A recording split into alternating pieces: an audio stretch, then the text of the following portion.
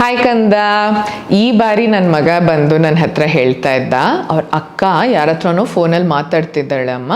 ನಾನು ಕೇಳಿದೆ ಏನು ಅಂತ, ಅದಕ್ಕೆ ಸೀಕ್ರೆಟ್ ಕಣೋ ಅಂದ್ಲು. ಅದೇ ನಾನು ನನ್ನ ಫ್ರೆಂಡ್ ಜೊತೆ ಮಾತಾಡ್ತಿರ್ಬೇಕಾದ್ರೆ ಬಂದು ಏನು ಏನು ಅಂದ್ಲು. ಅದಕ್ಕೆ ನಾನು ಹೇಳೇ ಬಿಟ್ಟೆ ಅವಳಿಗೆ, ನೀನು ಹೇಳು ನಿನ್ನ ಸೀಕ್ರೆಟ್ ಏನು ಅಂತ, ಆಮೇಲೆ ನಾನು ನಂದು ಹೇಳ್ತೀನಿ ಅಂತ. ಓಕೆ, ನಾನು ಕೇಳಿಸ್ಕೊಂಡು ನಾನು ಅವ್ನಿಗೇನು ಹೇಳಿದೆ ಅಂತ ನಿಮಗೆ ಹೇಳ್ತೀನಿ. ಫಸ್ಟು ಸೀಕ್ರೆಟ್ ಏನು ಅಂತ ತಿಳ್ಕೊಳ್ಳೋಣ. ಸೀಕ್ರೆಟ್ ಅಂದರೆ ಏನು?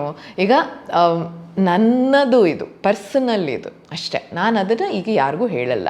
ಅದು ಸರಿ ತಪ್ಪು ಒಳ್ಳೆಯದು ಕೆಟ್ಟದ್ದು ಅಂತ ಜಡ್ಜ್ ಮಾಡಲಿಕ್ಕಾಗಲ್ಲ. ಸೀಕ್ರೆಟ್ ಅಂದರೆ ಸೀಕ್ರೆಟ್ ಅಷ್ಟೇ, ಅದು ಅವ್ರಿಗೆ ಸಂಬಂಧಪಟ್ಟಿದ್ದು, ಅವ್ರಿಗೆ ಪರ್ಸ್ನಲ್ ಅಂತ. ಈಗ ಯಾರೋ ಒಬ್ರು ಸೀಕ್ರೆಟ್ ಇದು ನಾನು ನಿನಗೆ ಹೇಳಲ್ಲ ಅಂತಿದ್ದಾರೆ ಅಂದ ಮಾತ್ರಕ್ಕೆ ಅವ್ರು ನಿನ್ನ ನಂಬಲ್ಲ, ಅವ್ರಿಗೆ ನಿನ್ನ ಮೇಲೆ ಪ್ರೀತಿ ಇಲ್ಲ, ನಿನ್ನ ಮೇಲೆ ಕೋಪ ಇದೆ, ಆ ಥರ ಎಲ್ಲ ನೀನು ತಿಳ್ಕೊಳ್ಬಾರ್ದು, ಆಯಿತಾ? ಅವ್ರ ಚಾಯ್ಸ್ ಅಷ್ಟೇ.